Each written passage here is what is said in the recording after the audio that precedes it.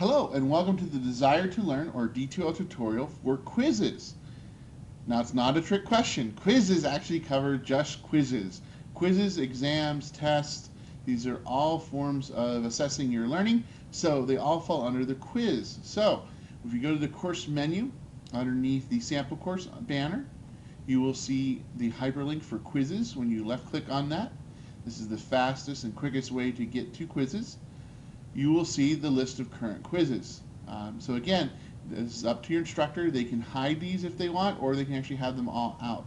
You will see a beginning date if there was a deadline on this, or a final date to submit this. You would see that there would be an end date here as well. Now, because this is a sample course, these quizzes and these exams are open-ended. So if I want to find out more information about the quiz, I go ahead and I left click on the practice quiz. And so that'll go ahead and it'll give me the instructions. So it'll tell me what time it currently is. If your instructor gives you a due date with a time attached to it, they are talking about Desire to Learn time. It's not what your local clock says, it's not what your watch says or your cell phone, it's actually what D2L says the time is. So that's just something to keep in mind when you're looking at this. It gives the student name with your S number. It also goes ahead and gives the quiz period, how much time you have to complete. It also tells you how many times you can go ahead and you can submit this. Notice this says unlimited, so I can submit this over and over and over again. Most of your exams, most of your quizzes will only have a limited number of submissions. It'll also go ahead and give you instructions. Remember, you must save your answers, so that's a big thing to remember. So it says the timer will not begin until after the setup process is finished. So when you're ready to go ahead and take your test, you simply go ahead and click Start Quiz. It'll give you a confirmation. This is sort of to make sure you didn't accidentally click on it. You know, maybe you have a cat in the house, maybe you have a small child, and they actually went a little crazy with your mouse and accidentally clicked on something. So it gives you a sort of fail-safe here that you can always say cancel, or you can go ahead and click OK when you're actually ready to start. So it'll take a little bit to load. And once it loads, you'll see that it has a list over here on the left-hand side. It says the time limit. It says the time amount left.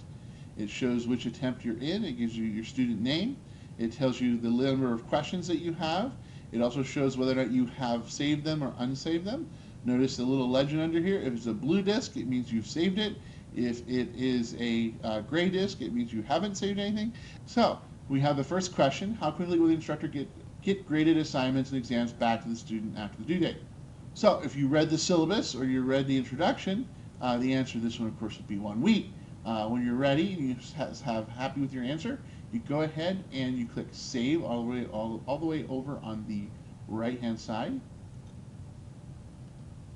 And you'll notice that a blue disk appeared under 1 once I click Save. So the rest of them are the same way. So you just simply go through your exam. These are all the multiple choices that you have. You can see there's a true and false. You can see there's also a fill in the blank. So instructors have a lot of different question formats to throw at you, and some of them may be like this, which is all at once. Other ones, they may only give you one at a time, and you can't progress until you answer each one. So again, it pays to read the instructions, and once you've taken one exam, do not assume that all exams will have the same format, because instructors can change that around for you. So let me go ahead and answer some of the other ones here. You'll notice that I'm not necessarily saving these right away, and what I can do is put some answers in, and instead of clicking Save after every single answer, I can actually go ahead and click on Save All Responses down in the lower left-hand corner. And that will automatically save all of my responses. And so I'm ready to submit. I click Submit. And you can see it's moving, and now it's gone ahead and submitted. Again, it gives you another fail-safe that says you're about to submit it.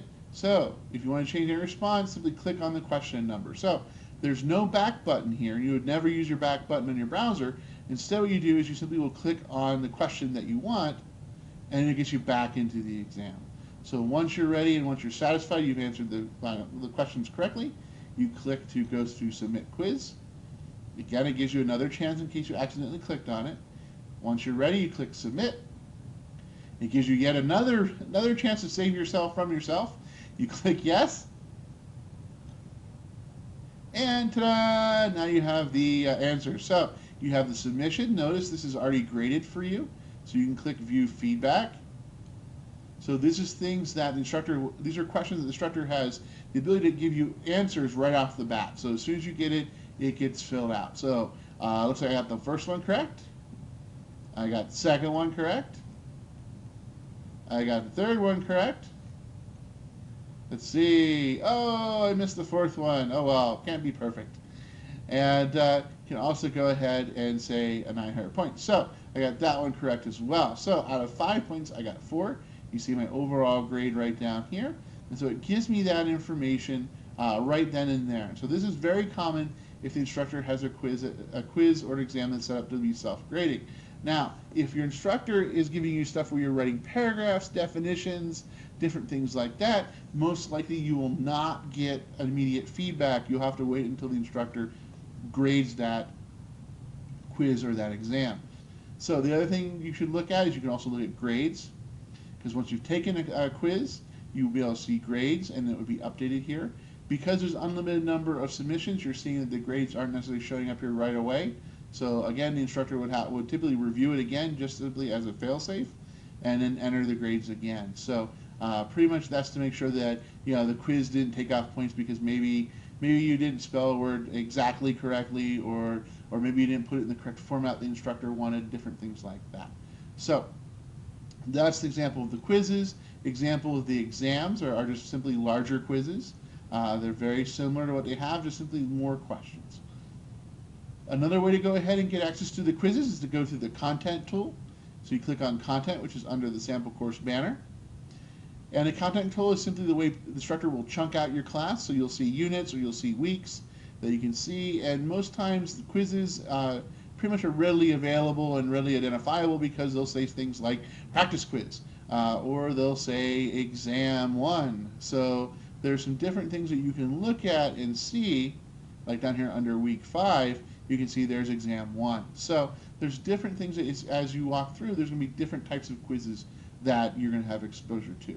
So that is quizzes. Also, we covered the grade tool, and we talked a little bit about content. So with that, I will wrap up. Thank you very much for listening, and happy learning.